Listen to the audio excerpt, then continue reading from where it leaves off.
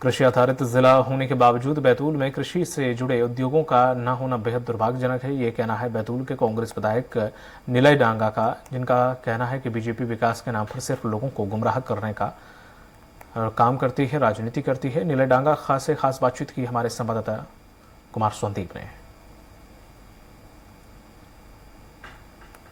आज हम मौजूद हैं उस शख्स के साथ जिनकी साफ सुथरी छवि और लोकप्रियता खासकर सभी वर्गों के बीच। जी हम बात कर रहे हैं, निलय डांगा जी हमारे साथ है। बैतूल से कांग्रेस के विधायक हैं और इनका राजनीतिक जो इतिहास है वो कांग्रेस के साथ जुड़ा रहा है। हम उन्हीं से जानना चाहते हैं, सर आप 5 साल से विधायक हैं, क्षेत्र के लिए जो काम किए हैं, सबसे पहले क्या उपलब्धियाँ आपकी?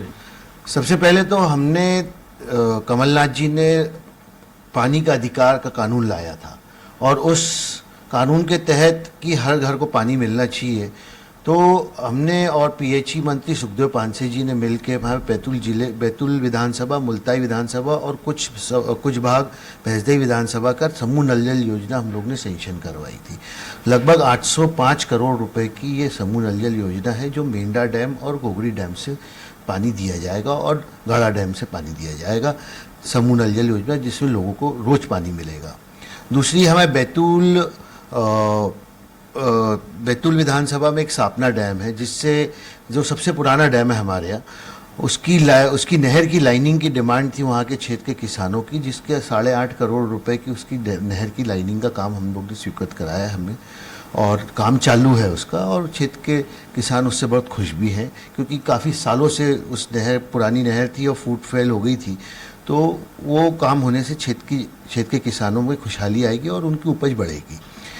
इस बैतूल शहर में कमलनाथ जी ने जो नागपुर बैतूल हाईवे बनाया था, तो आधी रिंग रोड हमारी बन गई थी और एक आधी रिंग रोड बाकी थी बनने की। तो वो 157, वैसे तो हमने 400 करोड़ का प्रपोजल करके भेजा था कि 4 लेन हाफ रिंग रोड बन जाना चाहिए, लेकिन सरकार की बेरुखी और बड़ी मुश्किल से 157 करोड़ की वो 2 लेन रिंग रोड सैंक्शन हुई है। लेकिन वित्तीय स्वीकृति भी मिलने के बाद भी पैसा भी डिस्पोज ऑफ नहीं कर रहे जानबूझ के, क्या मालूम क्यों नहीं कर रहे हैं।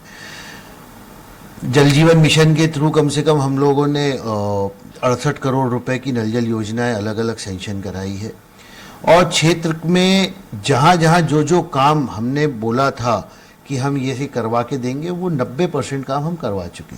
सरकार नहीं होने के बाद भी कोशिश ये रही है कि जो काम हो सकता है वो हो जाए, और लोगों के साथ उनके साथ मिल के जो काम हो सकता है करा है। अब हमारा टारगेट है कि जनता हमें आशीर्वाद देगी तो अगले टेन्योर में हम यहाँ पे एग्रीकल्चर कॉलेज और एक जो मेडिकल कॉलेज का सुगुफा इन लोगों ने छोड़ा है, अच्छी बात है। अगर वो सैंक्शन हो गया है तो क्षेत्र के लिए खुशहाली की बात है, और मेडिकल कॉलेज आ जाए तो यहाँ पे मेडिकल सुविधाएं भी बढ़ेगी और रोजगार भी बढ़ेगा।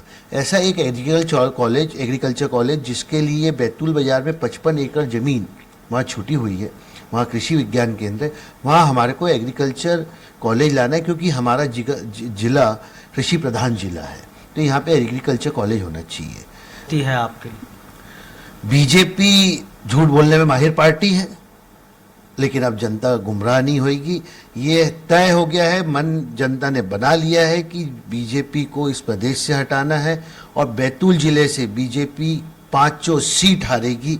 ये जनता ने मन बना लिया है और ये हमें भरोसा है जनता के ऊपर। तो सीधे तौर पर जो मुकाबला है बीजेपी और कांग्रेस के बीच, उसमें निलय डांगा जी का दावा है कि बैतूल जिले की 5 सीटों पर इस बार कांग्रेस उम्मीदवार फतेह हासिल करेंगे और जिले की जो भी समस्याएं हैं उनके आगामी एजेंडे में शामिल है, और बीजेपी जो राजनीति कर रही है वो सिर्फ गुमराह करने वाली राजनीति है। कैमरा पर्सन अरविंद द्विवेदी के साथ कुमार संदीप, स्वराज एक्सप्रेस, भोपाल।